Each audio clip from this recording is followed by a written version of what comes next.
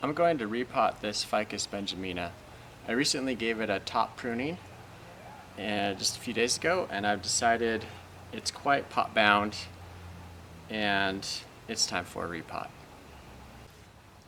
Alright, so here we go. I haven't repotted this for at least a year, probably more like 2. So it is in there, and I just think it's time to repot it. And I actually happen to have this pot. I did not buy this. I've always heard these stories about people saying, "Oh, I found all these pots at this garage sale," and "Oh, my friend's grandma was giving away all these pots. I got them for really cheap." I'm like, "Oh, I want that to happen to me." Well, it happened to me with this pot. A coworker moved into a new house and had these extra bonsai pots laying around and said, "Hey, does anybody want bonsai pots?" I said, "Yeah." So I got this for free from a coworker. It is made in Japan, so I don't know how old it is, but I thought it would actually pair pretty well with this tree. It's about the right size roughly. Quite a bit shallower than what I have it in now, but I think it'll work well. I like the color. It kind of complements the color of the ficus leaves. But anyways, it's free, so that's the most important thing, and it's available. So here I go. And this might be kind of tough. In fact, it is very tough. Ah, there we go. All right. So there it is. Let's see. Yeah, it's got a lot of fine roots in there. It's pretty dense. Ficuses are tough. You know what? I forgot a tool. I'm gonna go get that and my rake to rake out the roots. I'm gonna go get that. All right, so I'm back with the root rake.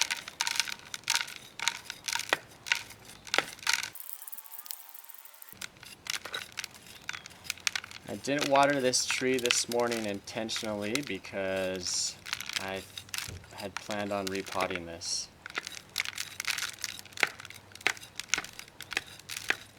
So you know, it seemed pretty firm in a pot, but I won't call this especially pot bound. It could be worse. I probably could have waited another year to repot it, but I think it will grow more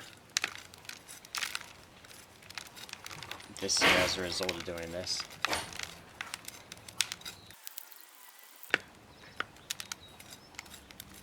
So I bought this tree.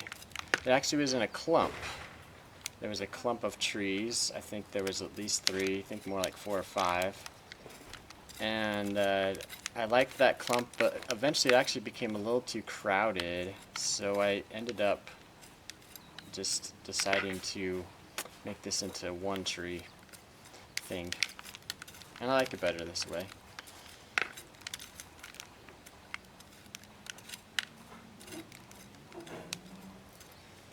See a little root growing there.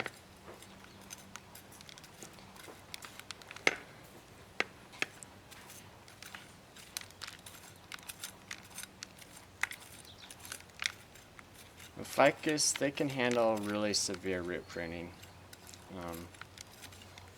I dare say you could probably just cut it at the base here and it would grow new roots for you.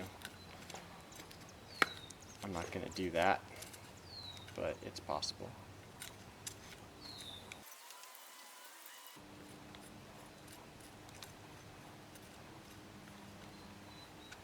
Alright, that's pretty good. I think I will.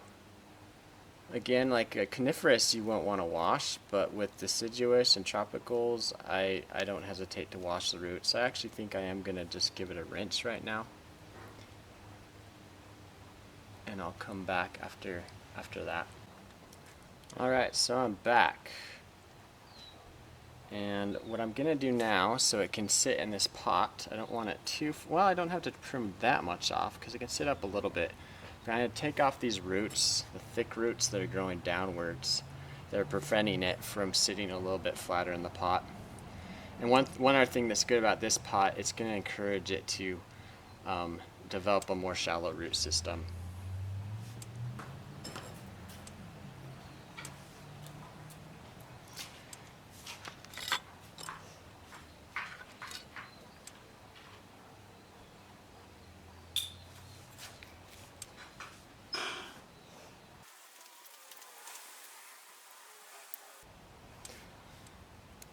So you can see these big white cross sections. They do really look like potatoes. They remind me of potatoes. So I'm just pruning off these big fat ones that are growing downwards. And I'm not gonna, I could prune it really severely, but again, my main goal is just to get it flatter so that it'll sit down a little bit lower in the pot. And you know, that's actually probably pretty good, but I'm gonna take it down a little bit more than this.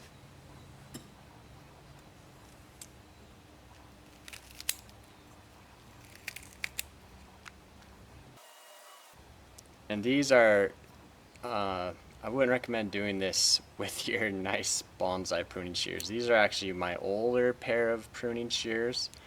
That the tip, anyways, for whatever reason, they're just, I've had them for quite a while, and they're now my second pair. And so I use these for root pruning and other things. I don't really care about destroying them, but it is still a really nice blade, so it gives me some good cuts.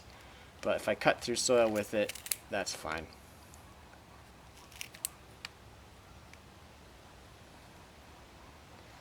I can see where I pruned it. I pruned this one last time I repotted it. It's healed over. But I'm going to prune it down even more.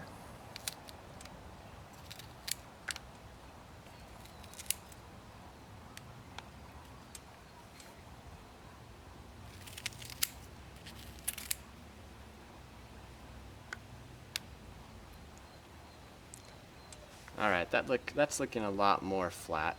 And there's really no need. I could prune the edges of these up, but I don't see a need to do that since I'm putting it in a wider pot than it was in. And yeah, that's looking way better. So yeah, I'm liking the way that looks. I think that's good.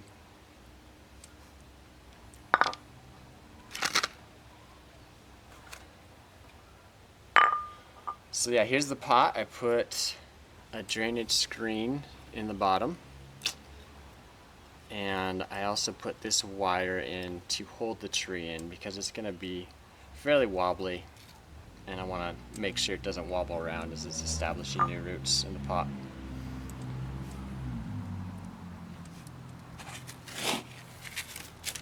So I have my bonsai soil mix. It's pumice, orchid bark, and calcined clay. I'll put a little bit in the bottom.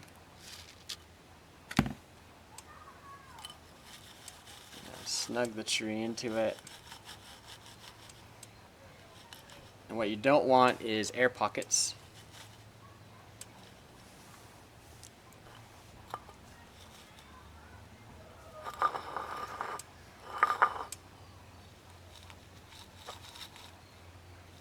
And I think I'm going to give it just a really slight lean. It kind of had a slight lean, so I'm going to just kind of maintain that, but just a very slight lean. I kind of like that.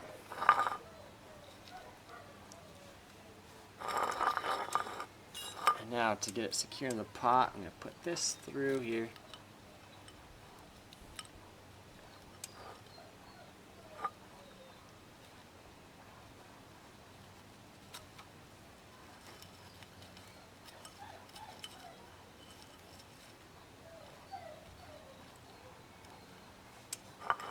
And that is going to be visible, unfortunately.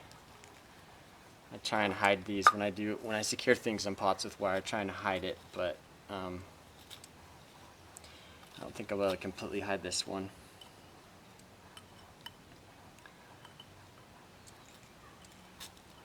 Alright, got some pliers for the wire. I can go ahead and cut that securing wire right here. I can definitely still use this piece for something. Actually, that piece too, probably.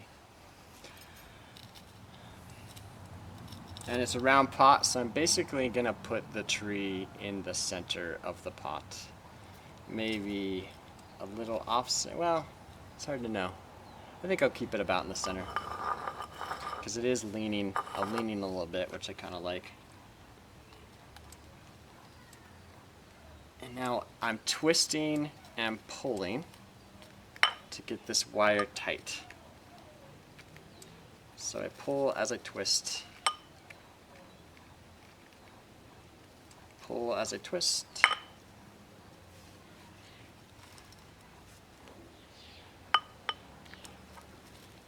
Twist. Twist. See, that's pretty good. It's not completely secure. I'll do maybe a couple more twists, but it's pretty good.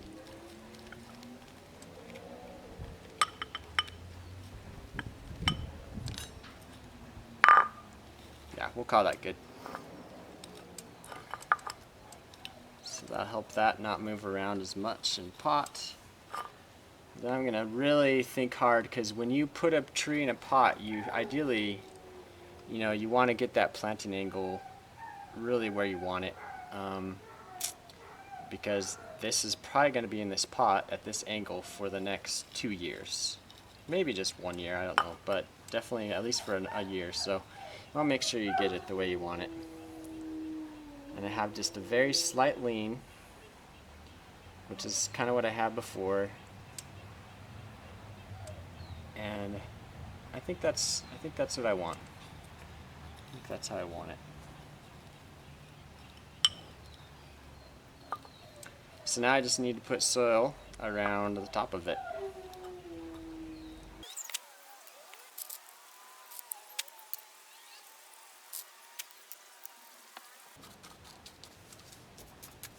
I'm just working the bonsai soil into the roots.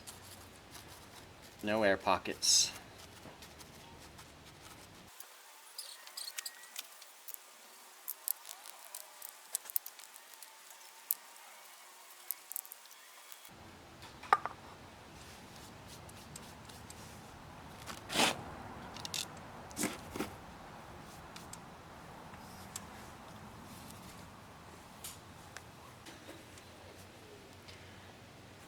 So here it is in the new pot. I'll show the old pot. So it was in this, and we put it in this much a shallower but wider pot. And it'll be interesting to see what these big fat roots do with that pot. Hopefully they'll kind of start spreading more, and I'll get more of a spread on the nabari. These are kind of getting thick. Some people might say, yeah, you need to prune this and that, get some small roots, but I'm just gonna let it be, and let it be a ficus with potato roots, because that's what it does, at least for the next year or two. I'll worry about it later, and we'll see how it grows in this pot. But yeah, I am pleased with how it looks. It looks way better than it looked just a week ago. And I just did a video about how I pruned the top off here. There were especially 5 big branches up on the top here, and I took it from 5 down to 3 and really opened up the top and made it look better. So yeah, now the final thing I need to do is water it.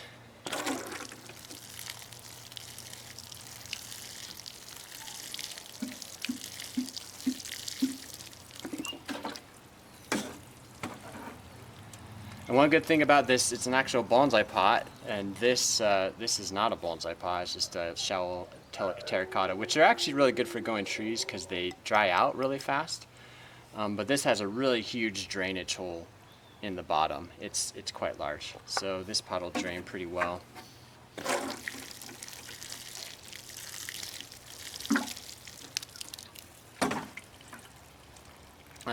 But this won't be the final thing. I'm going to do one more thing, and that is to put sphagnum moss on the top of this to maintain, because this bonsai soil dries out really quickly, and I imagine no roots will grow on the very top here unless I cover it. And I don't have any green live moss at the moment, so I'm going to just go ahead and put some sphagnum moss on. But a little tip that I don't know if I've seen much on YouTube, I'll go ahead and put this tree aside for now, is I just use sphagnum moss, dried sphagnum moss. I have to buy it, and it's actually pretty expensive.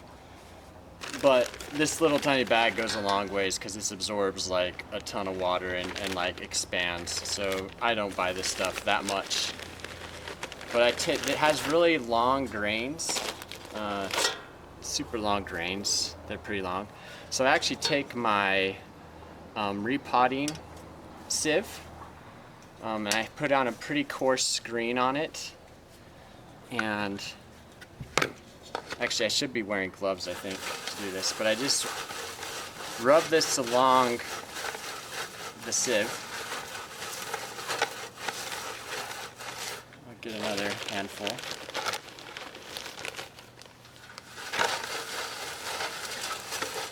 And so I'm actually like grating this sphagnum against the sieve.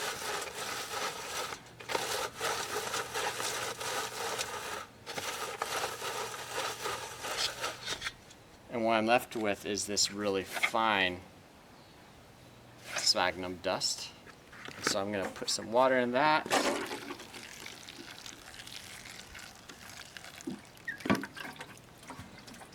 And it kind of takes a while. I usually let it soak. Maybe I'll time lapse it here and just let it soak for a while. And it really absorbs that water well. You're left with this, what's the word for that? Slurry? Yeah, slurry. We'll call it slurry. I think that's the right word. At least I'll learn a new, doing these videos I learned that I pronounced sieve the wrong way. I used to pronounce it sieve, and then checked because I'm like, wait, did I pronounce that right? Well, I'll check and see if a good word for this mixture is slurry. A slurry of sphagnum moss. Sphagnum moss is also, sphagnum, that's a really hard word to say. I don't know if I'm saying that right. Sphagnum? Sphagnum? I don't know. It's a hard, let's see, S-P-H-A. So sphagnum. Sphagnum. That's tough to say.